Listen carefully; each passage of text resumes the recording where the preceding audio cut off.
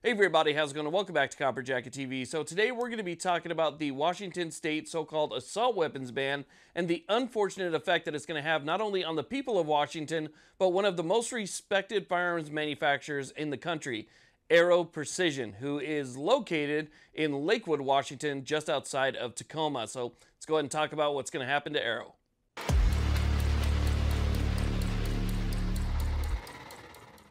This channel is proud to be sponsored by the USCCA, absolutely one of the best memberships you could have in your wallet. As a member, you get that self-defense liability insurance, which also grants you access to any lawyer of your choosing, or you could choose one from their network. If something happens and you have to defend yourself, you call the number on the back of that card, and they will get somebody out there to speak for you. It is absolutely priceless. Check out the link in the description box. Okay, so let's go and talk about what's going on here now. Just in case you've been living under a rock and you don't know, Washington State is about to experience what I would consider to be the worst so-called assault weapons ban in the entire country. This ban is worse than California, it's worse than New York, probably combined, and as a matter of fact, it only grandfathers in some things.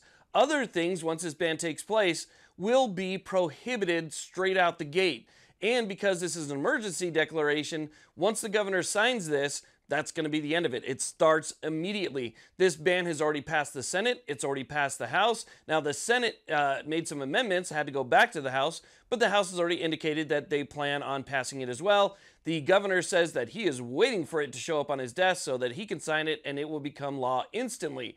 Now, this ban, as bad as it gets, is going to affect one of the most well-respected manufacturers in the entire country, which happens to be located there, which is going to be Aero Precision. Now, Aero Precision is a company that brought a lot of income, a lot of commerce, a lot of money, a lot of jobs, a lot of employment to the state of Washington.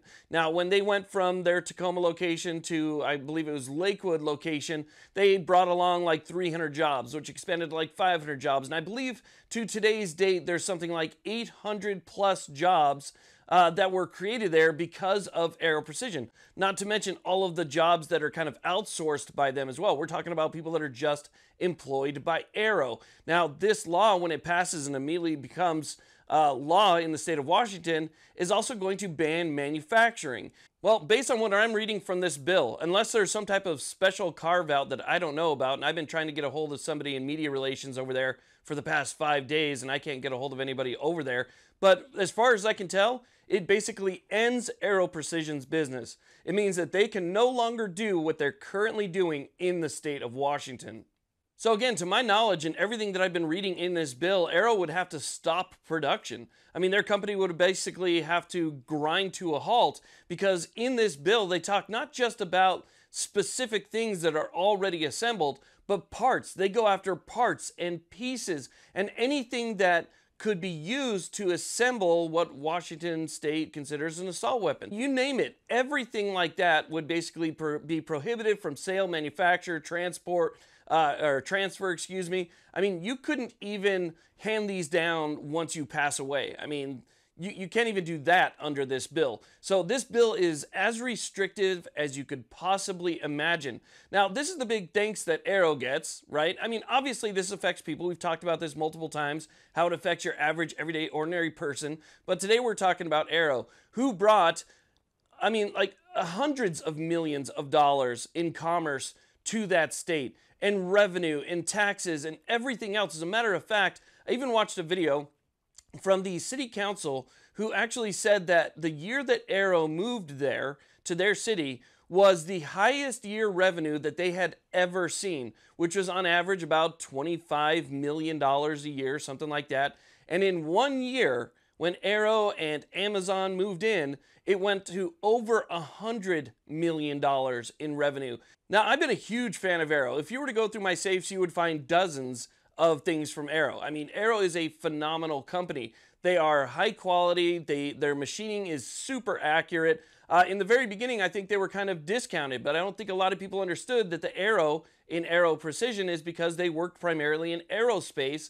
And so they were using, you know, a lot of the same machines, and they were using those very tight tolerances and all of the tools and the experience from aerospace to create what they are now creating today that, most of us love so much. So it is a very good manufacturer that uses high quality components, and sometimes without having some of those, fancier, more boutique type names, I think Aero is discounted. Everything that I have from them, I absolutely trust 100%. So to see this happen to such a good company, an American company making an American product with American labor, American materials, American everything, it's sad to see something like this affect a company like that. I mean, you're talking about massive potential for job loss, for layoffs. The product itself is what keeps these people in business, right? I mean, you always think about the people that own it and everything, but what about the guys that just work in shipping and receiving, or the guys that, are just assemblers? I mean, this is how they feed their family every single day. This is how they take care of their lives, their bills, their rent, their mortgage, whatever it is. This is what Washington is doing, and what not a lot of people are talking about. Obviously, it has massive Second Amendment implications. We have Bruin. We know that what Washington is doing is completely unconstitutional right now. We know that Washington is basically just sticking it to the Supreme Court, sticking it to the Second Amendment. They don't really care. They don't care. That's the main sticking point. They don't care what our Constitution says. They're going to do it anyway. Now, will they lose in court? Yes. We already know that we have the Supreme Court on our side on this one. They've basically said, look, text, history, and tradition. You have to look at those three factors. If it doesn't pass the first factor, which is just the plain text of the Second Amendment, it doesn't even need to go on to the rest. It's already considered unconstitutional, and this violates that. It is a clear violation of the Second Amendment.